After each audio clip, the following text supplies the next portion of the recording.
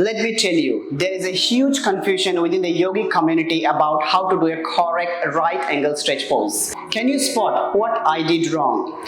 If not, then you need to continue watching this video.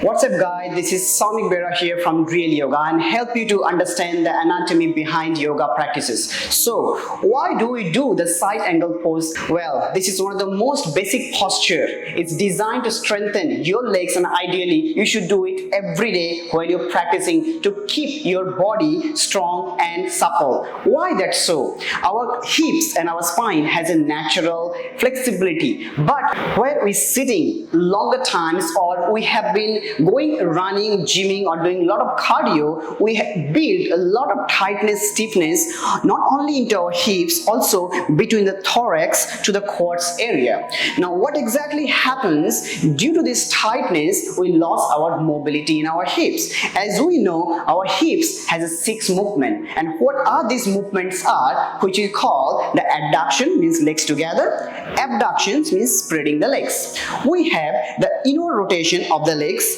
as well as we have the outward rotation of the legs, and then we also has the flexions and extension of our legs. So every one of us, we has our hips has this 6 rotation and 6 movement in our legs.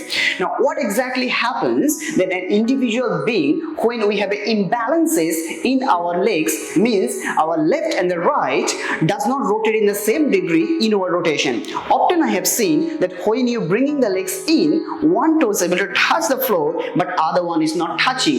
This is nothing to do with the ankle joints or knee joint. Most of the time we see this is to do with your hips joint. In the same way, also I have seen that when you're opening the legs sitting down, your one leg is much easily rotating out but other one is not rotating out, and this is what we call deformity of your anatomical body, and this can be due to you born with or your lifestyle, wrong standing, or have been using one side of the body more compared to other side, and that's create these imbalances on your tension and the compression. Now when you have these imbalances on your tension and compression and you have been coming to the yoga mat to practice yoga and you are not aware of your body anatomy, that's where you begin to damage your body further, and that's the reason often yogis come to the practice doing yoga and after practice they go back and say my body paining and aching. After some time, if they have been suffering without knowing why they're feeling so much pain, they visited a doctor and doctor said no, stop doing yoga. Because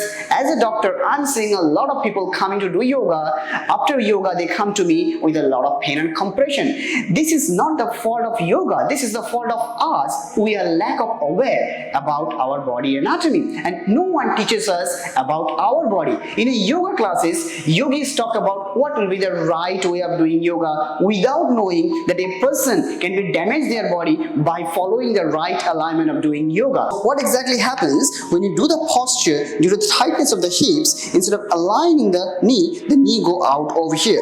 The moment the knee go inwards, create a lot of tension onto the hips, and when we ask to bring the knee backwards, instead of pushing the knee back, when you push the knee back, the hips go backwards and everything go off the line, and then we try to suffer in the posture. And then instead of bringing the hips up, we're not able to bring the hips up.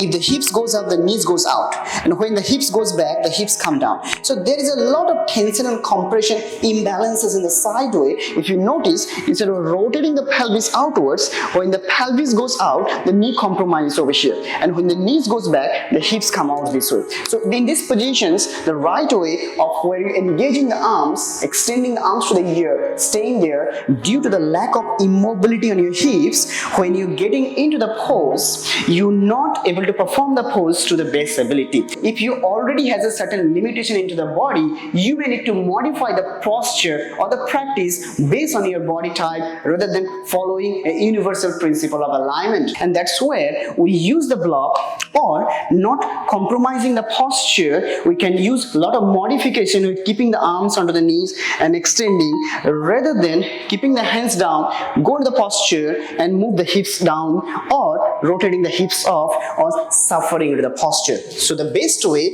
is to keep the body in the right alignment. Our physical body works like a machine or an engine. Means we have a joints in our ankle, we have a joints in our knee, we have a joints on our hips, we have a joints in our sacroiliac joint, which is the pelvis and the spine. Now when you're doing a posture on your legs, if you know you have been using all the joints, means ankle joints, knee joints, hip joint, pubic joints and the lumbar. So when one joint doesn't give you the space, but your mind forcing you to perform the right way, which so-called the right way, so you have been transferring additional weight in another joint, and if that joint is being tired and not capable to take the weight which you want the joint to take, so they create a lot of compression or tension. Now if they are not designed to take the compression and tension, they turn the body out of the place to transfer the weight, because so-called we're supposed to hold the posture for a certain period of time onto the mat. As we attend the yoga classes, we have been seeing our friends, our colleagues have been holding the posture, so we can't let it go. So our ego says, our mind says, hold the posture there as long as the teacher wants me to hold. And that's where once the body gets tired, we intend to go off the line and without even we know. So that's the reason we need to understand our body anatomy, our body capability, and what will be the right way to do the poses that we get benefit out of the practice, not injury out of the practice. I am here to bring this topic up and creating a lot of awareness that you understand your body, not only the body anatomy, not only the alignment, how do you apply the alignment based on your body anatomy that you practice in a safe way. Look out for my classes, workshop and training, as well as the personal training if you think this video helpful for you and able to practice you safer and better. Thank you. Namaste.